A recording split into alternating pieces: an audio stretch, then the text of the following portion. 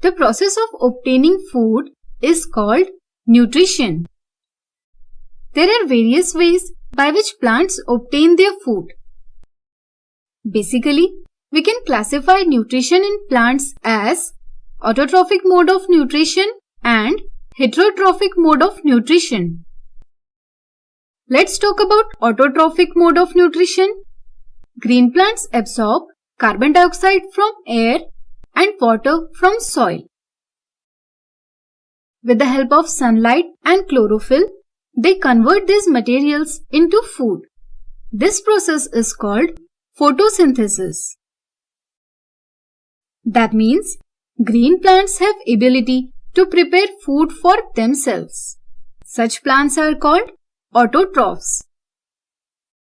The kind of nutrition in which an organism prepares its own food is called autotrophic mode of nutrition. Examples are all green plants, blue-green algae, etc. Now, let's talk about heterotrophic mode of nutrition.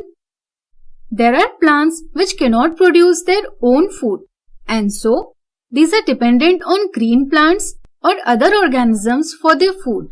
Such mode of nutrition is called heterotrophic mode of nutrition. Heterotrophic mode of nutrition could be parasitic, saprophytic, symbiotic, or insectivorous. Let's have a closer look over each of them. Parasitic nutrition. Some plants like Cuscuta, locally called amarpale, grows over other plant and obtain nutrients from it. Such plant is called parasite. And the plant over which it grows and obtain nutrients is called host. Such mode of nutrition in which organism obtain nutrient from other organism's body is called as parasitic mode of nutrition. Other examples of parasitic plants are corpse flower, Rafflesia, etc. Saprophytic nutrition. Some plants such as mushroom secrete digestive juices on dead part of the plant or animal so as to convert it into simple substances in solution form. They absorb nutrients from the solution so formed.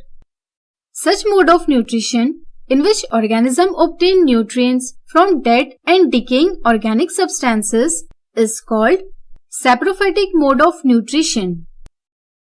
And the organism which have this mode of nutrition are called saprotrophs. Other examples are bread mold, also known as rhizopus, mucor or pin mold.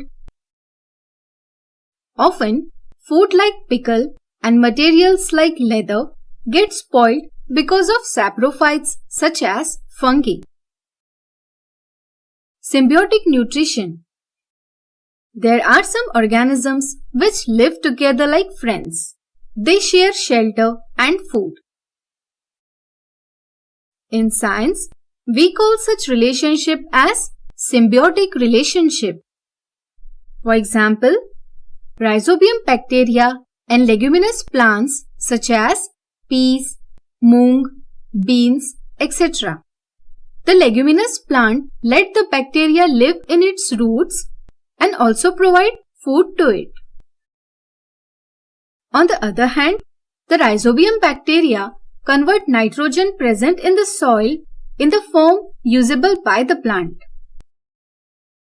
In this way, both are benefiting from each other. Another example of symbiosis is algae and fungi. It is called lichens. Fungi share shelter, water, and other nutrients to algae. In turn, the algae offer food prepared by photosynthesis to the fungi. Insectivorous nutrition. Have you ever heard about insect-eating plants? Yes, it is true that some plants like Venus flytrap, pitcher plant can eat insects. They are colorful to attract insects towards them. Part of their body, such as leaves, are modified into trap organs such as pitcher, which helps for catching the insects.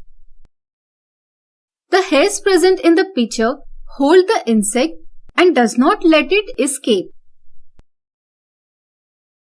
With the help of digestive enzymes, they digest the food and obtain nutrients from it. The question is, why do they need to eat insects? Well, the reason is quite simple.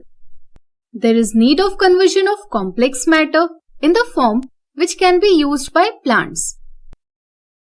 The job is done by bacteria such as Rhizobium.